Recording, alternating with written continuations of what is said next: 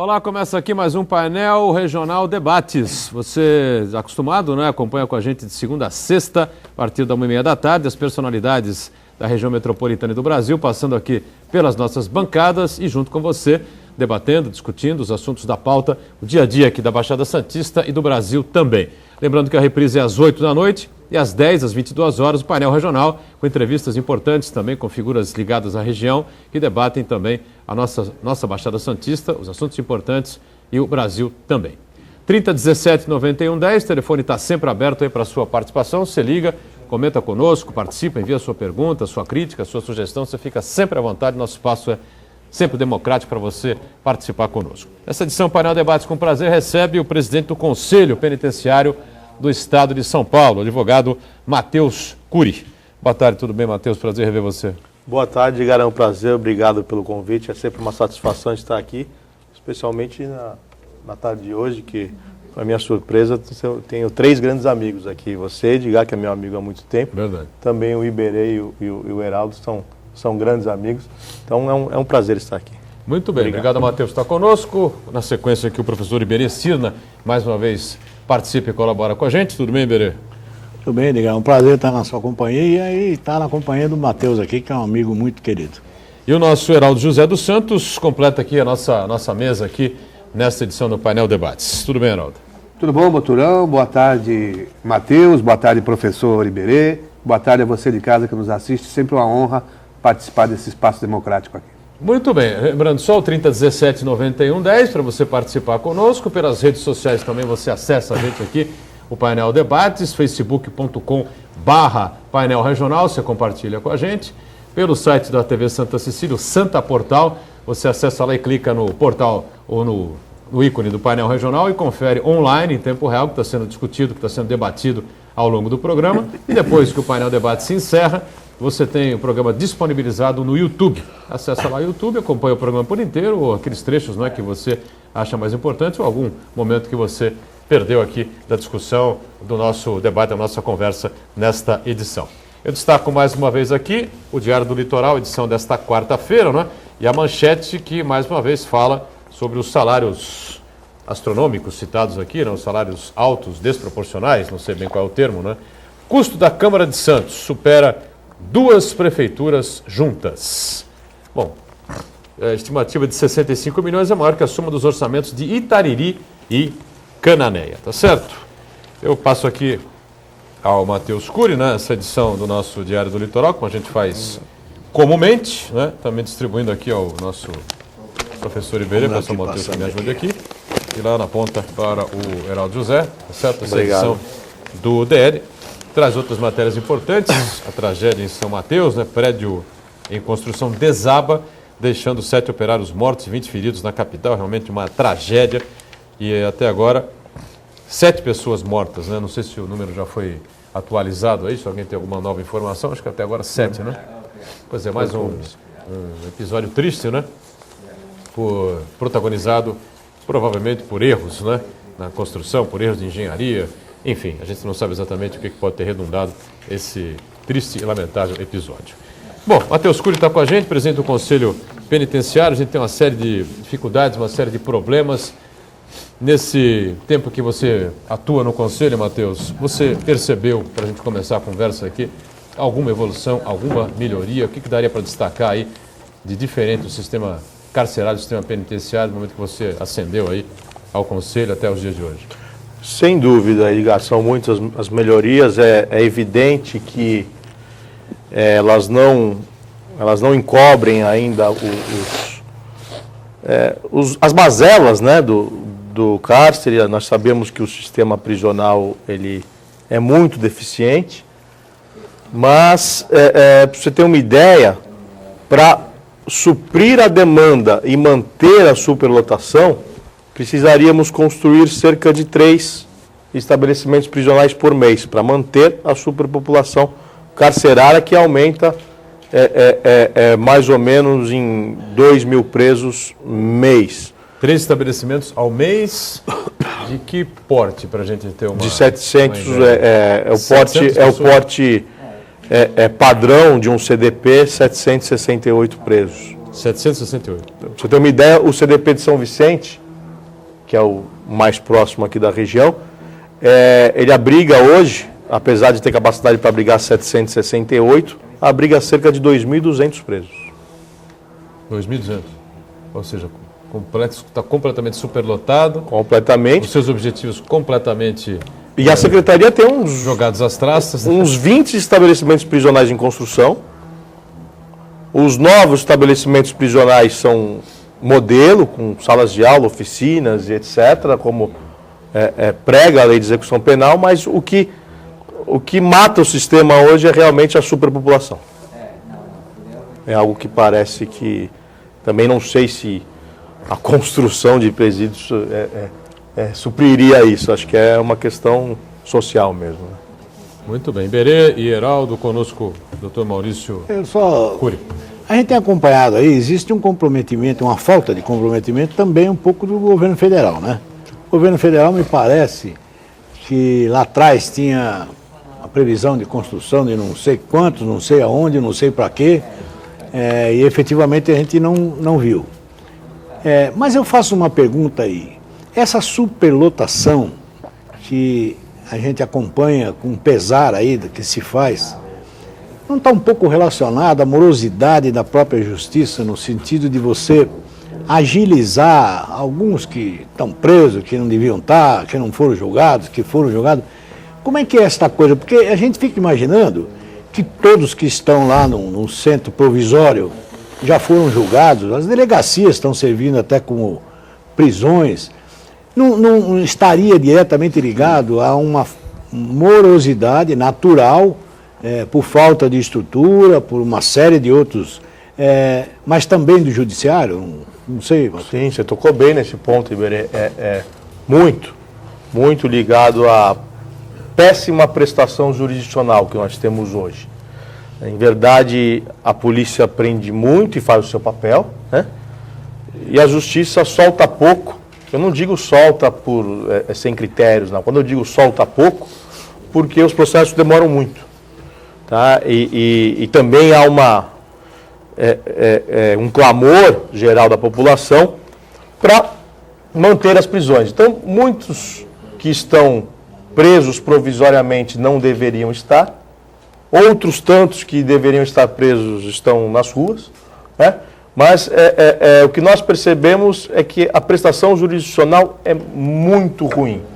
Para você ter uma ideia, na semana passada nós estivemos no Centro de Detenção Provisória Feminino de Franco da Rocha, que é um dos poucos CDPs femininos que tem, e a reclamação das presas era justamente no tocante à morosidade dos processos. Algumas foram presas há mais de um ano, 8 meses, 7 meses, 1 ano, 13, 14 meses, e não tinham um pronunciamento de primeira instância. Né? Isso é absurdo. Um processo criminal, ele não pode demorar mais do que 90 dias, ainda mais com a mudança recente do Código de Processo Penal, que estabelece uma única audiência. Quer dizer, é uma audiência só. Então, nada se justifica a demora de 1 ano, 7, 8, 9 meses, 10 meses, 1 ano, 14 meses, 15 meses, pessoas que aguardam às vezes por 2 anos para ter um pronunciamento de primeiro grau, de primeira instância. Então, a prestação jurisdicional é muito ruim, tanto na questão do preso provisório, daquele que responde ao processo ainda e não foi julgado, como também em fase de execução penal. Porque muitos benefícios que deveriam ser julgados dentro de um prazo razoável, não são. Isso por incrível que pareça, tira até a perspectiva do preso. Muitas vezes o preso acaba cumprindo a sua pena de forma adequada, visando um benefício futuro, visando uma melhora, e quando ele percebe que passou 5, 6 meses do prazo que ele tinha direito de eventualmente progredir de regime, por exemplo, ou qualquer outro benefício, e o benefício dele não é sequer analisado, ele perde a perspectiva. Fica esquecido dentro do presídio. Esquecido. Esse é um dos motivos também que contribui muito para a falência do sistema prisional. E quando... Se tiver um bom advogado, ele consegue resolver essa situação? Veja bem... aquele que tem menos condição financeira... Aquele que tem menos condição financeira, ele sofre mais. Sofre mais. Ele sofre mais. com um bom advogado, evidentemente, principalmente em fase de execução, os benefícios serão apreciados mais rapidamente, mas também não depende só do advogado, porque o advogado ele pode entrar com o pedido dentro do lapso temporal. Ocorre que precisa de um pronunciamento do Ministério Público e do magistrado, que por vezes demora demais por conta do número de processos. Agora, Matheus, o professor Iberê tocou na questão da falta de envolvimento, talvez um pouco maior aí do governo federal, mas o que a gente percebe também aqui no estado de São Paulo é que o governo do estado deixou também de investir em novas unidades prisionais. Talvez isso esteja relacionado à questão de que se constrói muito presídio, passa a ideia de que a segurança pública não está boa, né? Eu não sei se é exatamente isso, porque nesse último governo não se investiu quase nada. E quando se fala em sistema prisional, como você bem tocou já no início, é toda uma máquina, todo um sistema. Não é só governo federal, nem só governo estadual, o judiciário, o Ministério Público, enfim, a sociedade como um todo. Sem contar que o presídio é que nem feira, né? Você precisa, gosta, acha importante, mas na porta da sua casa nem pensar. É verdade. É uma dos maiores problemas deve ser briga esse. eterna. Onde é que vai se construir o presídio aqui? Onde é que vai ser o CDP na Baixada? Ninguém queria dar área para o governo do estado fazer o CDP aqui, lembra? A sociedade precisa se preocupar mais com isso, né? Também a própria sociedade, ninguém quer saber de preso, né? Não. Só que nós temos que ter a consciência de que nós não temos pena de morte nem perpétua. Então um dia ele retornará ao convívio social. E o mínimo que o Estado tem que fazer é que ele volte melhor ao convívio social, né? E as pessoas parecem não se preocupar com isso. As pessoas deveriam se preocupar com isso. A sociedade em geral deveria debater mais sobre esses aspectos do preso, né? Quanto à questão do governo investir, né? Esse atual secretário, o doutor Lorival Gomes, ele tem tentado investir, são muitos os projetos de construções, são 5 unidades prisionais, cada uma deve ter mais 5 ou 6 projetos de andamento, então deve ter mais umas 30 unidades aí para serem inauguradas num prazo de 1 ano, sendo certo que já foram inauguradas umas 15 de um ano para cá, então as unidades vêm sendo construídas, só que sempre esbarra, primeiro, em questão ambiental.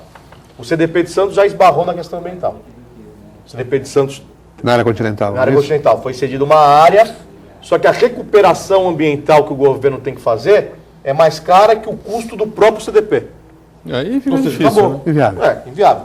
Então, barra na questão ambiental, barra na questão de alguns prefeitos que não querem ceder área e não querem o presídio da Jogam região. contra mesmo, a gente sabe disso. Muitos entram com ações judiciais, conseguem liminar, porque as liminares são locais, conseguem eliminar para barrar a construção de presídios, né? Só que ele manda preso da cidade dele para a cidade vizinha, né? Mas aí tem uma questão também, por exemplo, quando se descentralizou muito a instalação de penitenciárias, levando-as principalmente para o interior do estado, você também levou o crime, porque só a estrutura prisional, ela tem no seu entorno toda aquela estrutura também criminosa, né? Que alimenta o crime, é o tráfico de entorpecente, são as quadrilhas que ficam baseadas nas proximidades. A gente sabe que de dentro as quadrilhas ainda comandam ações criminosas aqui de fora, e essa grita geral aí, principalmente dos prefeitos do interior, ela não foi tão sem sentido, né? Eu acho que o que se pode fazer é se cuidar mais, por exemplo, aqui do estado de São Paulo. E recentemente a Assembleia Legislativa aprovou um projeto de lei, já convertido em lei, sancionado pelo governo, que cria regiões administrativas para cuidar exatamente da execução penal, que vai ficar mais difícil para as famílias e para os advogados. Mais um duro golpe, um projeto tocado a toque de caixa, e não deram tempo nem das entidades como OAB, Ministério Público, magistratura, a própria magistratura, todas as entidades contra a aprovação desse projeto, e não deram tempo sequer de debater sobre a viabilidade desse projeto. Esse projeto foi aprovado a toque de caixa a pedido do presidente do Tribunal de Justiça, e vai ser uma tragédia. Uma tragédia porque vai regionalizar, algumas comarcas do interior vão ficar a 300 quilômetros de distância dessa comarca. Então, quer dizer, você tem uma execução penal a 13 km de distância. Já é difícil contratar advogado. Ainda vai pedir para percorrer 300 quilômetros. Né? Então, realmente a situação tende a ficar pior com a implementação desse projeto. Por exemplo, aqui para a região já se tem... Santos vai ser a sede? Aqui é Santos. Mas imagina, e eu não digo só em execução penal, não, Heraldo. Inquérito policial também. Vão criar DIPOS, né? O DIPO em São Paulo funciona bem, mas ele atende só a capital. Agora vão criar um DIPO em Santos para atender todas as cidades da região. Então, um inquérito policial que tramita na delegacia de Peruíbe, Itariri, que é mais longe, vem para Santos. Né? Vai ser ruim até para a própria polícia, porque essa logística de ter que levar o inquérito por fora de 30 em 30 dias, retornar com o inquérito para a delegacia, pedindo mais prazo e etc., essa logística vai atrapalhar até o trabalho policial. E o juiz criminal vai ficar baseado aqui na cidade? Vai ficar baseado de toda a execução e o inquérito. E os inquéritos policiais. Vai ter um departamento de inquéritos policiais e um departamento de execuções penais, que na região será em Santos. Para quem trabalha em Santos é bom, mas para quem trabalha em Itariri, né? Ou então, para quem tem um processo tramitando em Itariri, é ruim. 300 quilômetros de distância. Eu fico olhando aqui, Boturão, fico assustado. Eu, Boturão, já estamos acostumados com esse... Cada vez que se mexe nessas coisas, piora. Justo quando você vem aqui. Entendeu? Não, então, cada vez que se mexe, coisa... Aí agora, em vez de facilitar e agilizar, agora nós vamos dificultar.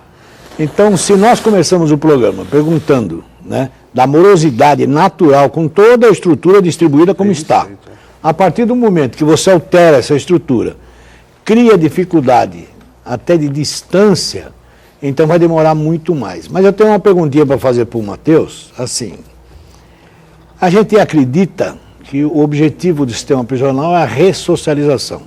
Muito bem. Agora perguntando para o advogado, será que essa ressocialização, que era a responsabilidade do Estado, na sua maior parte, não existe a ressocialização pelo tráfico, PCCs, eles não estão na frente desse processo? Porque me parece que ninguém entra, eu sou cético nisso, entra ruim e sai um anjinho. Pelo meu cabelinho branco aqui, eu nunca vi falar nisso. O que me parece é que ele entra ruim e fica mais ruim, quer dizer, ele é ressocializado, entendeu? Pelo lado negativo, por esse estado paralelo que eu estou cansado de dizer aqui, que é o narcotráfico, e aí por aí. Ele ressocializa o que o Estado não faz. E se ele entra lá sem pertencer a algumas dessas grifes do crime aí, ele acaba sendo cooptado por elas. Ou não? Agora, sim. Na verdade, essas organizações, elas suprem a ausência do Estado, né? Sem dúvida. Então, na verdade, quando... suponhamos aqui um menino de 18 anos que pratica um crime de tráfico de drogas, aí, muitas vezes visando sustentar o próprio vício, acaba envolvido na traficância e ele ingressa no sistema carcerário, num sistema onde, num estabelecimento que foi feito para 768 presos, mas abriga cerca de 2.200 presos, sempre tem uma cela ou outra interditada, então normalmente, numa cela de 12 metros quadrados, se colocam 30 a 35 pessoas, em 12 metros quadrados, tamanho de um quarto, 30 a 35 pessoas, que revezam para dormir. E aí ele é cooptado pela organização criminosa que fala o seguinte para ele: olha, seguinte, você está aqui, nós vamos garantir a sua segurança, nós vamos te dar material de higiene, vamos dar transporte para a tua família vir te visitar, você vai poder falar no celular, você pode comprar droga quando você quiser, enfim, tudo que o Estado não te dá e outras coisinhas a mais, nós vamos te dar. E a outra opção é você ficar do lado do Estado. Não. Ninguém garante a tua segurança aqui dentro. O que você faria? Amanhã... O que você faria? Não tem jeito. Isso eu estou falando de um menino de 18 anos, né? Não é nenhum homem maduro, mas que seja um homem maduro ainda. não tem opção. E aí o que acontece? Ele é cooptado, muitas vezes ele não quer, mas ele acaba sendo cooptado por falta de opção, por absoluta ausência do Estado dentro do sistema prisional. Ele acaba sendo cooptado, só que depois, quando ele sai com dívida. Que aí o sujeito fala para ele, escuta, eu te dei sabonete, eu te dei... Agora você tem que pôr fogo no ônibus lá, filho. Eu dei transporte para tua mãe vir te visitar todo final de semana. Eu garanti a sua segurança. Agora você vai ter que fazer um assalto, vai ter que matar um policial, vai ter que botar fogo no ônibus. E aí, por isso o alto Você índice está de frito residência. do mesmo jeito. Né? Isso parece mentira, mas isso influi no alto índice de reincidência, que chega a 80%. Sem dúvida. 80% das pessoas que cumprem pena privativa de liberdade voltam a reincidir. Enquanto que o índice daquelas que cumprem penas alternativas, restritivas de direitos, é de cerca de 5%. Fora o preconceito que essas pessoas que 5 saem para da... 80. Então, até eu vou Fora o deixar preconceito que sofrem, né? Fora, Sofrem as exatamente. pessoas quando saem dos presídios e não vai- conseguem postos de estigmatizado, trabalho, ficam estigmatizados, não conseguem emprego, colocação profissional nenhuma, postos de trabalho, são raríssimas oportunidades, né, de emprego que essas pessoas têm, né? A gente tem que sair para o primeiro intervalo aqui no Painel Debate, só que a gente passa sempre para você informação importante que vem da Prefeitura de Santos. Na última sexta-feira, foi um dia histórico para a população da Zona Noroeste. A região completou 37 anos no último domingo. A Prefeitura iniciou as obras da primeira fase do Santos Novos Tempos, programa de macrodrenagem que vai eliminar as enchentes naquela região. Para marcar o começo dos trabalhos, houve um ato simbólico realizado lá na esquina da Haroldo de Camargo e Flor Horácio Cirilo, com a presença do prefeito Paulo Alexandre Barbosa. A etapa é fruto do contrato e ordem de serviço assinados no início do mês pela Prefeitura e pelo consórcio Santos Novos Tempos, composto pelas empresas Terracom, Construções Limitada e Mendes Júnior Trading Engenharia S.A. Nela são investidos 137 milhões e 500 mil reais, sendo 70 milhões de empréstimo do Banco Mundial e 67 milhões e meio de contrapartida do município. A primeira fase será concluída em 30 meses, beneficiando os bairros Sabuó, Castelo e Rádio Clube. A primeira fase vai ser concluída, aliás, vai apresentar construções de 5 estações elevatórias, 6 comportas e 2 galerias, além de retificação de metade do canal da Avenida Hugo Maia, em direção à Avenida Brigadeiro Faria Lima, lá na altura do caminho São Sebastião. Agora o intervalo, sim, a gente volta daqui a pouquinho.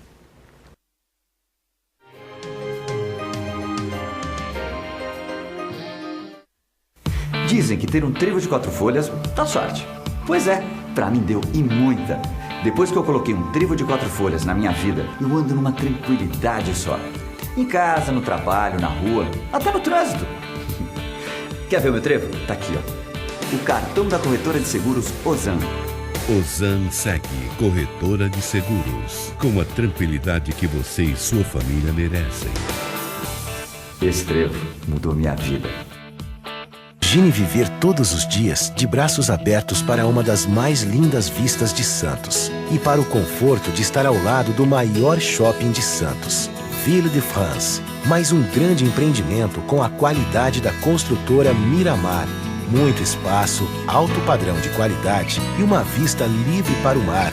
Venha conhecer. Visite o showroom em frente ao shopping. Ville de France. Você de braços abertos para a felicidade. Farmaconde é a receita de saúde, te acompanha onde quer que você vá. Farmaconde é qualidade, preço baixo pra valer. Farmaconde pra você. Farmaconde é a receita de saúde. Farmaconde você pode confiar. O melhor atendimento, preço baixo pra valer. Farmaconde. Farmaconde, a dose certa para o seu bolso. Santos oferece aos seus da melhor idade uma ótima qualidade de vida. Pensando nisso, a Soldier Segurança lança no mercado Help Care Soldier, um sistema de monitoramento pessoal para a melhor idade e pessoas com necessidades especiais. Help Care Soldier, basta apenas apertar o botão e a Soldier tomará todas as providências para socorrê-lo. Help Care Soldier, o sistema de monitoramento da vida. Ligue e informe-se 2202-7315, porque a sua vida é muito importante para nós. Grupo Soldier. Certeza de segurança 24 horas por dia. O acesso à educação é fundamental para ter qualidade de vida. No programa 40 Mais desse sábado, falaremos sobre os projetos educacionais voltados para adultos. Nossa convidada será a secretária de Educação de Santos, Jocélia Fontoura. Espero por vocês nesse sábado. Até lá!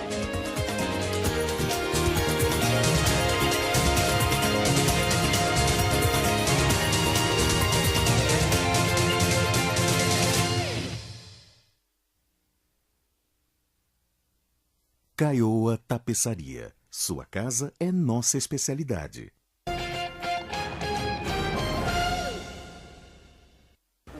Muito bom, a gente volta com o segundo tempo aqui do nosso painel Debates, conversando com prazer com o advogado Maurício Cury, hoje presidente do Conselho Penitenciário do Estado de São Paulo.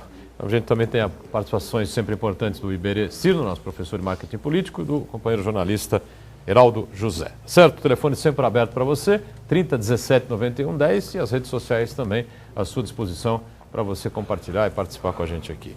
Bom, o Maurício, uma outra questão bastante polêmica, né? Envolve essas saídas temporárias dos presídios, né? Deixa eu perguntar uma coisa para o Matheus, que eu estava ensaiando. É uma perguntinha básica que nós vamos estourar agora por causa de feriados. A saída temporária. É isso que eu vou falar agora. Então, exatamente. Mas qual é o critério disso? Que ninguém entende como é que um sai e o outro não sai. Bom, não, um sai, outro não sai. Um que matou os pais sai no feriado, no dia do Dia dos Pais, do Dia das Mães. Na verdade precisa de um pouco mais de informação e isso é um pouco extenso, né? Mas acho que dá para a gente resumir aqui. Bom, em regra geral, nós temos 3 espécies de regime de pena. O regime fechado, o regime semiaberto e o regime aberto. Tá?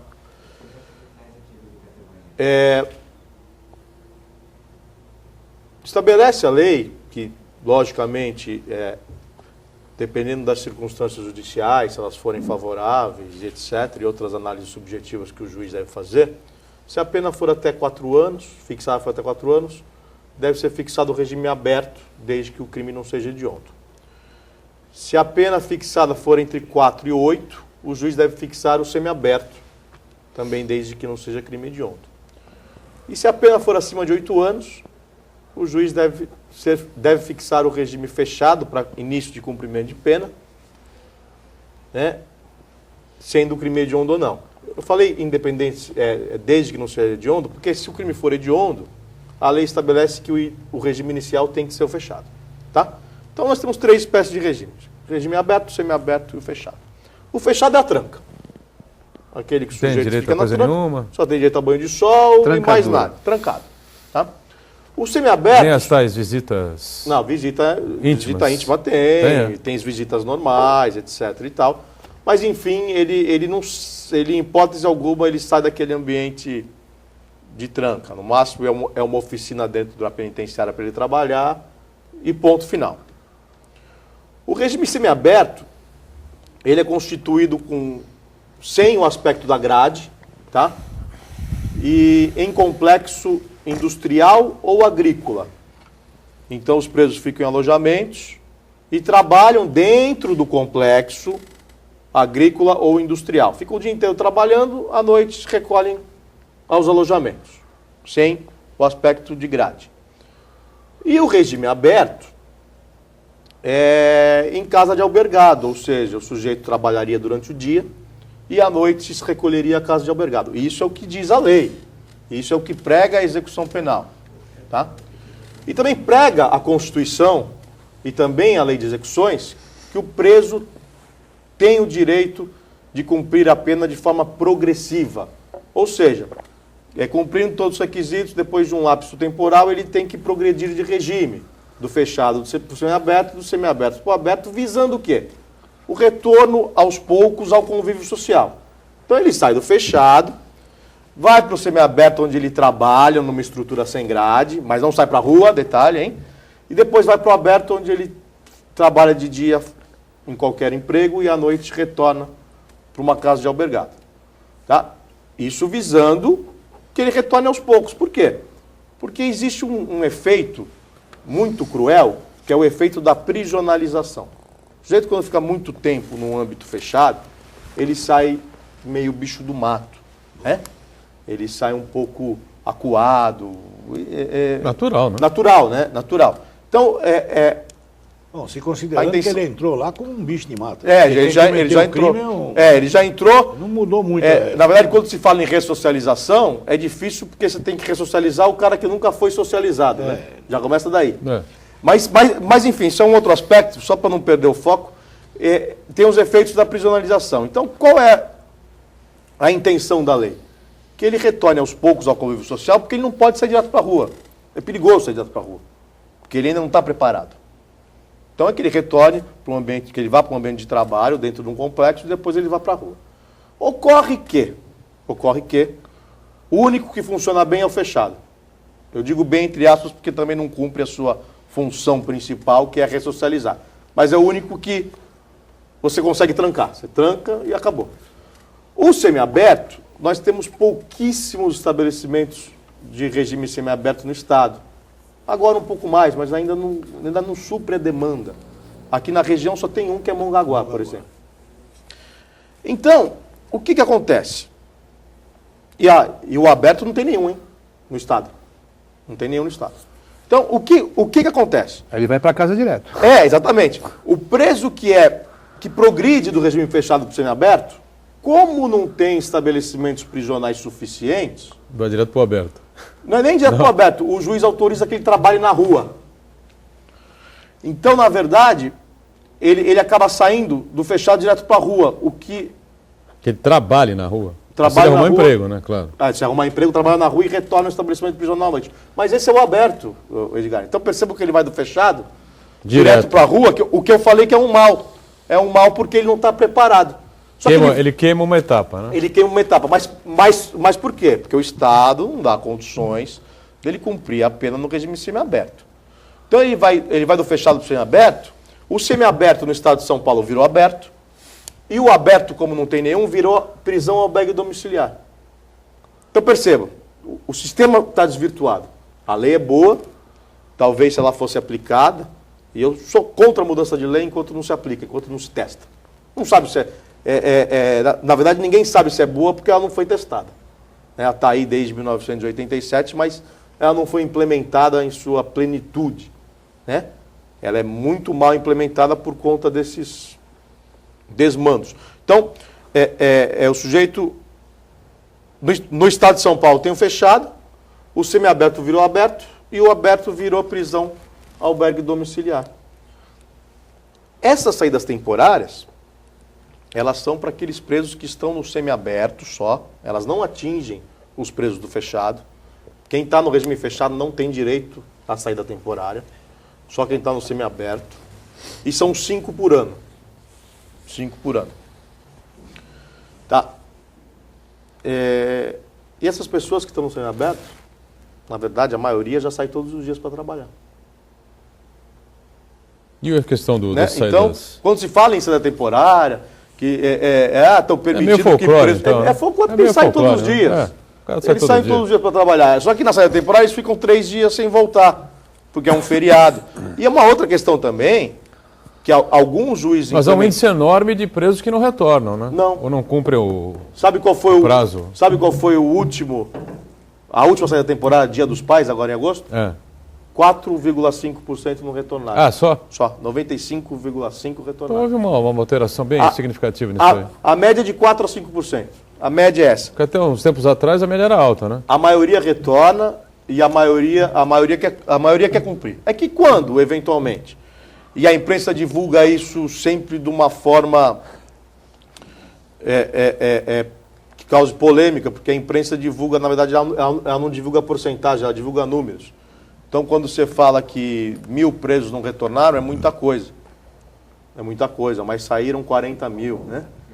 Então, a imprensa faz questão de divulgar números. 1.000 presos não retornaram. Nossa, 1.000 presos não retornaram. Sim, mas constitui só 5%. Ou então dos que saíram. O que saiu voltou para o crime, foi preso em flagrante, praticando um roubo, e quando eventualmente isso acontece, choca. É natural. O sujeito sai, num benefício e acaba matando alguém, cometendo latrocínio, é natural que choque. Só que o índice de não retorno é muito pequeno. Agora, tem outro detalhe também. O sujeito, eu não estou aqui fazendo nenhuma apologia de bandido, nem de prisioneiro, essa coisa toda. Ele sai também sem nenhuma assistência. Às vezes o cara está cumprindo uma pena lá no interior e a família dele está aqui em Santos. Ele sai sem nenhum centavo no bolso. É verdade. Meu amigo, ele está na rua... Vai arrumar emprego onde? Quem é que vai ajudar o cara? Ele vai chegar, ele vai querer chegar na casa da família. E se alguém estiver dando sopa ali com uma carteira, alguma coisa, ele vai se apoderar. E colocar um homem desse na rua, sem nenhuma assistência, sem um passe para ele visitar a família, aí está realmente incentivando o retorno à criminalidade. Quer dizer... Ou seja, para mim, essa coisa toda é de ponta cabeça, viu? Essa coisa... Tem essa gradação, né, do fechado, semiaberto e o aberto. Eu vou fazer uma proposta. Dá para fazer um projetinho aí para criar o trancafiado, que é o antes do preso. Mas já tem? Já tem? Não. Tem o RDD. Não. Tem o RDD. Então tem o RDD ao quadrado. Fernandinho Beiramar está no RDD. Opa. Ele está em... Está em quê? Enclausurado lá. Num quadrado de concreto. Solitário. Que beleza. Que nem um bicho. Que nem um bicho. Mas está lá, segundo a própria, continua mandando. Bom, mas aí ele conseguiu se avistar lá com o parceiro dele, o Marcinho VP, quer dizer, aí realmente não dá para entender. Essa coisa assim, é tudo... É lógico que eu fico muito feliz de ver aqui, entendeu? O doutor mas, professor... Matheus explicando, é legal. A legislação não se cumpre. Aliás, nesse país não se cumpre um monte. Tem-se um monte, está aqui a própria Constituição, gente. Está aí nego atropelando para tudo quanto é lado. Então, nessa discussão toda, nós ficamos assim. Acho, na minha visão, que o Estado alimenta este outro Estado que é o do narcotráfico. Quando eu vou prender alguém e coloco dentro do presídio, esquece. Este não é mais um cidadão do Estado, no meu ponto de vista. Por quê? Porque, como o próprio Matheus conta aqui, quando você põe, hipoteticamente, um garoto de 18 anos, ele entra no presídio e quem conhece lá dentro sabe o que é, entrou no presídio, ele tem duas opções. Ou ele vai ser um anjo, e a gente sabe até o que acontece com esses anjos dentro da prisão, sim, ou ele vai se associar a uma dessas siglas, essas grifes de entorpecente. E aí, quando ele faz uma pós-graduação, uma especialização, e ele sai a serviço de. Então, toda vez que nós prendemos alguém e colocamos num processo deteriorado, que não cumpre, nós estamos alimentando cada vez mais, a pedra está voltando com muito mais força para a própria sociedade. Esta é a minha visão. Então, assim, o Estado não cumpre, nós vamos construir, nós vamos fazer, nós vamos investir, nós vamos aplicar, e continua entrando preso lá, onde cabe 20, tem 70, e aí como é que faz? E num critério maluco, num critério de desespero, o Estado faz uma coisa que é inconcebível, que ele manda prender, ele prende, depois solta. Quer dizer, o critério não cabe mais, né? Não cabe mais, então ele prende, aí ele começa a fazer pressão em cima dos magistrados, até mutirões do CNJ para poder soltar, e aí que soltam sem critério algum também. Tem muito isso. Então, agora, essas grifes do crime aí, né, elas nasceram, pelo menos o que consta, nasceram dentro dos presídios. Sem dúvida. Né? Sim. Por absoluta ausência do Estado. Por absoluta ausência do Estado, por essa situação selvagem, né, em que se encontram os presos, né, nessas prisões todas pelo país afora. Comando Vermelho lá no Rio de Janeiro, o PCC aqui no estado de São Paulo. O Comando Vermelho deu uma sumida, não sei se desapareceu, mas agora o PCC cresceu assustadoramente, virou uma empresa extraordinária, virou até uma organização internacional, né? Os tentáculos cresceram aí para dentro de vários poderes, né? A gente sabe aqui, a gente não pode provar, mas a gente sabe o que o PCC está fazendo, o que o PCC ainda patrocinando, né? Por esse país afora. E agora, como é que segura isso? Então, você falou bem, mas não só nasceu, como essa organização se alimenta do presídio. Sem dúvida. Se alimenta do presídio. E tem tentáculos não só internacionais, como em todas as esferas de poder. Então, realmente... Hoje tem belíssimos advogados, né? Financiados, patrocinados desde o banco. Desde o banco. Desde o banco E da políticos universidade. também. Certo, Políticos também. Então, esse estado é lamentável. Agora, todo mundo sabe de onde veio, como se alimenta, a forma como eles agem, e ninguém faz nada para combater. É engraçado isso. Né? A grande questão é que nesses momentos de pico de alta criminalidade causa realmente uma grande comoção e uma desaprovação, por exemplo, o sujeito se beneficiar dessa saída temporária. Agora, o que se tem que ser levado em consideração também é que o problema carcerário prisional não é um problema só do Estado, é um problema da sociedade. Porque enquanto não se investir, eu vou até esquecer, na educação, para que lá na frente, daqui a 2, 3 décadas, nós não tenhamos essa superpopulação carcerária, vai um hiato muito grande. E outra coisa, a pena tem sempre uma coisa que a sociedade ou entende, ou às vezes faz questão de não entender, ela tem um dúplice efeito. É punitivo e de ressocialização. Mas quando se encarcera alguém, a sociedade só quer punir. E esquece que nós não temos pena de morte nem perpétua. Um dia o sujeito vai voltar, como bem assinalado pelo Matheus. Ele vai voltar para a sociedade. E o que a gente vai fazer com esse pessoal? A sociedade que paga o preço. Nada. Então, mas esse outro estado paralelo cuida dele, cuida da família, paga a faculdade para o filho. Entendeu? Agora, você falou advogado, até esqueci de falar. Na minha opinião, assim como em toda e qualquer outra profissão, deixou de ser advogado. Entendeu? Advogado cooptado para o crime deixou de ser advogado. Se associa ao crime, ele é criminoso. É criminoso. Ele não é mais advogado. Ele não está associado. Mas... Advogar é uma coisa... Se ele é patrocinado, se os estudos são patrocinados ele é associado por uma grife do crime, é evidentemente que ele vai atuar o resto da vida, não é? Não só na defesa, mas em outras... Mas não só na defesa. Sempre em prol dessa grife do crime. Atuar na defesa não tem nada, mas ele atua em prol da grife do crime. Fazendo outras coisas além do... Esse é um prisioneiro também. E aí deixou de ser advogado. Advogado que leva celular pro presídio deixou de ser advogado. Mas é um prisioneiro que vive bem. Não, mas é um prisioneiro também. Não é advogado, é bandido. O dia que ele prometer e não cumprir, ele também morre. Claro, não tem dúvida. Mas ele vai tentar fugir sempre dessa máxima aí que você acabou de colocar. Tem gente até conhecida aqui na cidade que a gente sabe que teve esse fim triste aí, citado pelo Heraldo, né? Em instantes a gente retoma aqui o nosso painel debates.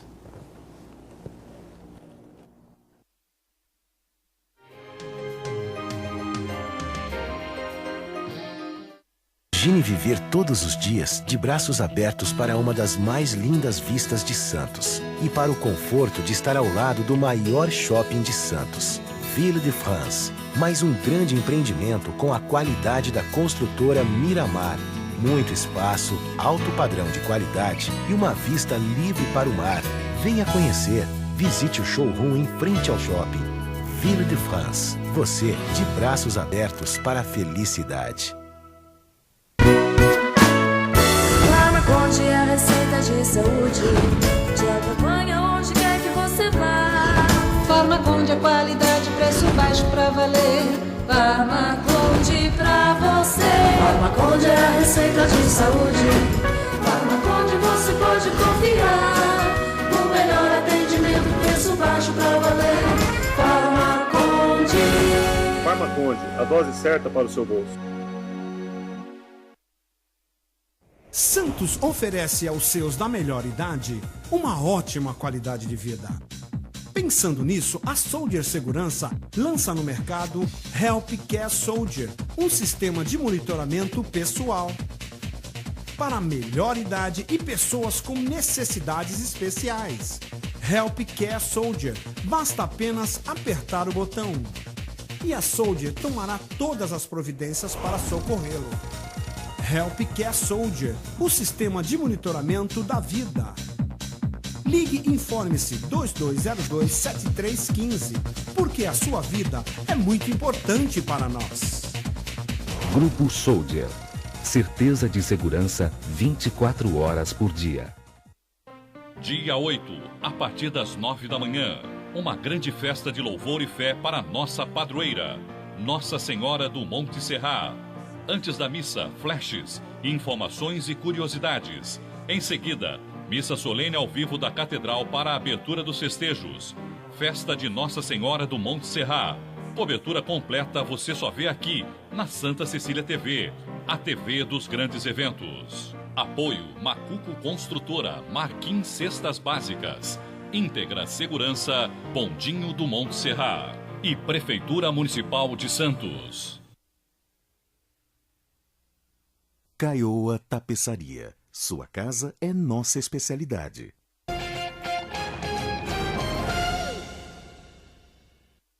Muito bom, terceiro e último bloco desta edição do Painel Regional Debates. A gente com prazer conversando com o Dr. Matheus Guimarães Cury, não é? Matheus Cury, advogado e presidente do Conselho Penitenciário do Estado. O professor Iberê e o nosso Heraldo José também participando aqui da mesa, não é? E você participando via internet, via telefone, não é? Sempre à vontade, nosso espaço democrático conosco aqui. Uriel Vilas Boas, sempre atento, né?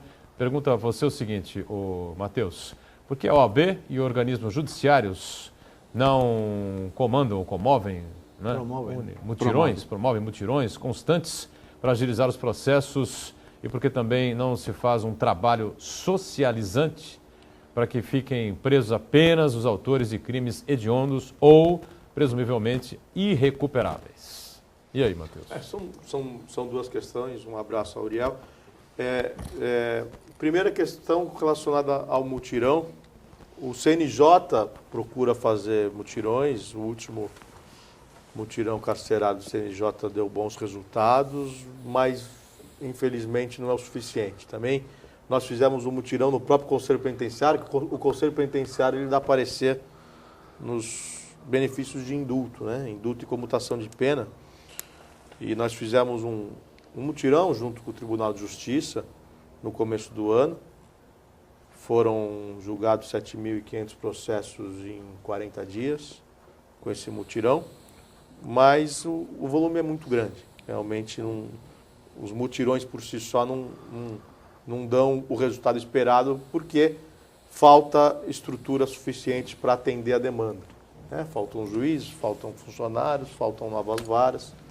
Enquanto isso não for suprido pelo Estado, a deficiência persistirá, apesar da boa vontade da OAB, da própria magistratura, do Tribunal de Justiça em melhorar, mas enquanto não for feito investimentos, né, altos investimentos para estruturar o judiciário, as deficiências continuarão. Com relação à outra pergunta do Uriel, era com relação a projeto de socialização. Projeto de socialização. O Estado faz alguns projetos, mas ainda pouco tímidos. A Secretaria de Administração Penitenciária tem um centro, uma coordenadoria, melhor dizendo, de reintegração social, que encaminha os presos para tanto entidades do poder público, concessionários de serviços públicos, que hoje tem uma lei que exige que as concessionárias de serviço público contratem 5% da mão de obra de egressos do sistema prisional. Então tem um trabalho, mas ainda é muito tímido. Precisaria de um trabalho um pouco mais audacioso para implementar isso. Porque é evidente que nós não temos condições de empregar alguém na nossa casa, porque são empregos domésticos e nem o pequeno comerciante tem condições de fazer isso. Mas o Estado pode implementar parcerias com grandes empresas privadas para acolher esses egressos. Eu não tenho dúvidas de que seria um grande negócio. Até porque tem algumas empresas que trabalham dentro do sistema prisional e estão satisfeitíssimas. São poucas porque não tem estrutura em todas as penitenciárias para acolher essas empresas. Mas são fábrica de bolas, de relógio da Sabesp, aqueles óculos e perucas que a gente usa em festas de casamento, e tapetes e tantas outras coisas que atuam dentro do sistema e são muito satisfeitos, porque naquele tempo que eles trabalham com toda a dedicação, com toda a concentração, só tem aquilo para fazer, né? Então eles se dedicam exclusivamente ao trabalho e assim, o índice de aproveitamento da mão de obra pro empresário é muito bom, Só que precisa investir mais, precisa fazer mais parcerias para que a situação melhore.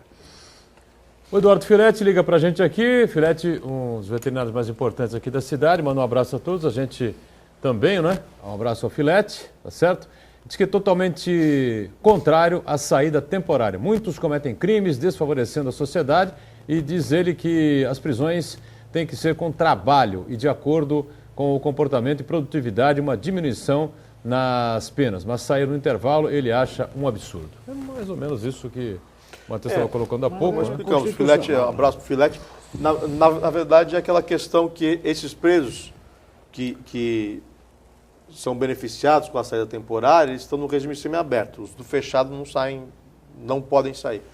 Estão no regime semiaberto. E como estão no regime semiaberto, já saem todos os dias. Então, eu não vejo muito problema na questão da saída temporária. É evidente que se alguém sai e comete um crime, causa uma grande repercussão, mas eu não vejo muito problema nisso, porque eles já saem todos os dias e a saída temporária só dá a oportunidade dele ficar, para quem tem família, 4 ou 5 dias para dar família, e retornar ao convívio social, e retornar ao cárcere, mas o índice de não retorno, nós já falamos aqui também, é muito pequeno, não chega a 5%.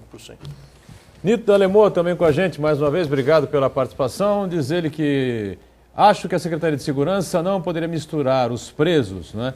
Tem um amigo que o filho está preso, que saiu de São Vicente para ir para Florida Paulista, isso? Flórida Paulista. Por roubar uma bicicleta. Flórida Paulista é um presídio lá, isso? É um presídio no interior do Flórida estado. Paulista. Mas devido ao uso de drogas, a família não tem condições de visitá-lo, né? E essa falta de apoio da família pode prejudicar na sua recuperação. Nesse aspecto, eu acho que pode mesmo, né? Isso é um dos grandes entraves, são duas questões aí que ele colocou muito bem. A primeira delas, a questão da mistura dos presos, né? A lei de execução penal determina que quando o preso ingressa no sistema carcerário, ele tem que passar por uma comissão técnica de avaliação, que vai individualizar a pena dele. É a comissão formada por psicólogos, assistentes sociais, faz uma entrevista com o preso, traçam um perfil e individualizam a pena. Isso só no papel, só na lei. Isso não ocorre na prática. Então, o que acontece? Voltamos lá, aquele menino de 18 anos, primário, que praticou o primeiro crime de tráfico de drogas. Ele é misturado com um rapaz de 50 anos, que tem 3 homicídios, 10 roubos, 25 latrocínios, enfim. O que se espera dessa convivência? Então, essa é uma questão muito séria. Um curso intensivo de pós-graduação. Muito séria, mas que a lei prega diferente. A lei determina que essa pena, o cumprimento da pena, seja individualizado, de acordo com as características de cada um, o que não ocorre. E a questão de ser transferido para longe, isso também prejudica em muito o processo de ressocialização. A família é muito importante no aspecto da ressocialização. É um absurdo o sujeito ser condenado em Santos e cumprir pena em Flórida Paulista. Ou, muitas vezes, Presidente Prudente, 700 quilômetros de distância. Só para saber, Flórida Paulista é perto de onde? Flórida Paulista também é longe, Já é lá para lá, os lados de Pacaembu, é bem longe, é região oeste do estado, é bem longe. Perto de Ribeirão Preto, é longe. Então, quer dizer, como é que a família vai arrumar dinheiro para ir todo final de semana visitar o ente encarcerado em Flórida Paulista ou em Presidente Prudente, que qualquer que seja a cidade do interior do estado, né? Isso dificulta muito o processo de ressocialização, isso é cruel, realmente. É bonita a lei, né? A lei é tão bem feita, né? Ela é tão meticulosa, cheia de detalhes. Tem uma comissão que analisa, tem outro que não pode, que mistura, que sobe, que esse é pequeno. Gente, a lei é maravilhosa. Só que, lamentavelmente, nesse país não é cumprida em lugar nenhum. Assim como o ECA. Em aspecto nenhum. Né? Se você falar, é dever do Estado a segurança, da lei é bonito, você chora, enche os olhos de lágrimas, mas não funciona. Agora eu te falo, vai mudar a lei para quê? Querem mudar, né? Querem mudar. Primeiro, você vai mudar uma lei que não foi implementada, o que é uma temeridade. Segundo, mudança de lei sempre requer mais investimentos. Sem dúvida. Então, se vai mudar a lei, vai exigir mais investimento do Estado, o Estado não vai ter como dar a contrapartida, e daqui 2, 3 anos nós vamos falar em mudança de lei novamente. Porque não vai resolver a situação. Agora, Matheus, para resumir rapidamente aqui, a gente se aproxima dos últimos 5, 6 minutos do programa. o Conselho Penitenciário do Estado, né? Qual é a real importância desse órgão que você preside? Que influência ele tem perante ao governo do Estado, às secretarias tanto penitenciário quanto de segurança pública? Que peso tem esse conselho? Enfim, como é que ele age? O conselho é um órgão octogenário, está fazendo 85 anos esse ano, já é de 1928. Tá? É um órgão de execução penal.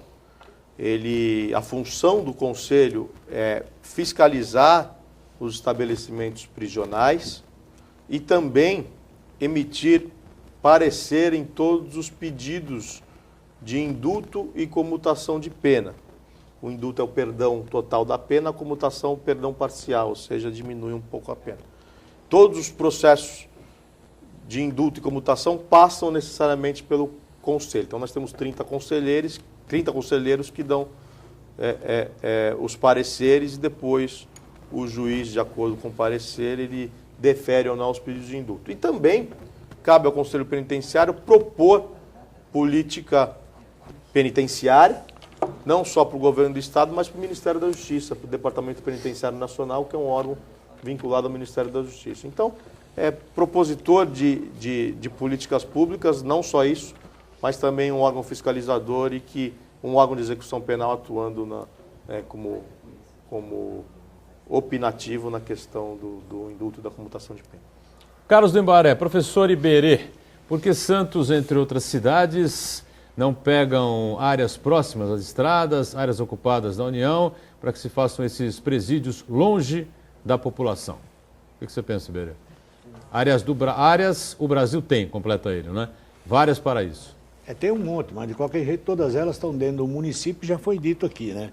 O município, a hora que você fala, vai ter um presídio, ou se negocia muito com o município, dando isenção de uma série de coisas, qualquer outra, ou então o prefeito vai bater o pé porque ele não quer lá. Esta história de ter muita área, quando a gente anda por essas estradas, um verde maravilhoso, tem dono, viu? E aí a hora que você fala assim, vai pôr um presídio lá, não, tem dono, é meu, reintegração de postos, não tem jeito. Então, assim, esta é a preocupação que nós temos até na própria região. Toda vez que se fala em sistema prisional na região metropolitana, é um Deus nos acude, empurra um para lá, o outro para cá, é o outro que não pode a área, eu já tenho um projeto para aquela área e assim nós vamos por aí afora. Então não se resolve por aí não. Esta coisa pode ter muita área verde, mas tem dono, tem posse e ninguém vai querer presídio na sua terra. Aqui na cidade de Santos, para a gente fechar aqui, o Matheus, qual seria o nosso déficit com relação à população carcerária? Precisaríamos de mais um CDP, ou mais um presídio? Precisaria mais. Hoje nós temos 2.200 no CDP de São Vicente. No de Praia Grande deve ter uns 1.500 presos. Só aí já são 3.700. Tem a penitenciária 1 de São Vicente, deve ter mais uns 1.000, 4.700. Sendo que nós temos 2.000 vagas. É metade, o déficit é de 50%. O déficit no Estado, porque o Estado de São Paulo hoje, ele abriga 204 mil presos, isso números de 31 de julho, deve estar em 205 agora, só que tem 100 mil vagas. Então, na verdade, o Estado tem 100 mil vagas, mas abriga 200 mil presos, abriga o dobro da capacidade. Deixa eu só uma coisa. Em cima da hora aqui, rapidamente. Ocorreu. O Brasil, me parece que é o terceiro país em carcerados. Né? Em população carcerária. Terceiro. O primeiro país que é os Estados Unidos. Primeiro é os Estados Unidos. E eu não vejo, pelo menos... Mais de 2 milhões e tantos. Eu não vejo nas penitenciárias americanas esse mesmo descalabro que nós temos aqui. Não entendo por quê. Não, de maneira alguma. Não entendo por quê. É que não deu tempo, mas a gente vai conversar em outra oportunidade, porque lá o sistema prisional é privatizado. É verdade. Isso é uma discussão importante para a gente receber o Matheus aqui em outra... O Maurício é irmão dele, por isso que às vezes eu confundo. O Matheus, em outras oportunidades aqui, é mais velho que ele é mais novo, tá certo? Matheus Cury, obrigado pela presença, sucesso, até uma nova. Mas é mais bonito. Obrigado. Ao critério das telespectadoras do Painel Debates. Obrigado, Edgar. Valeu, obrigado, Matheus. Obrigado, é um prazer estar aqui com vocês. Obrigado, Iberê. Obrigado também ao Heraldo pelas participações sempre importantes com a gente aqui. Painel Debates fica por aqui. A gente volta amanhã, sempre às 1h30 da tarde, a reprise às 8 da noite e ainda o painel regional às 22 horas. Tchau, obrigado. Painel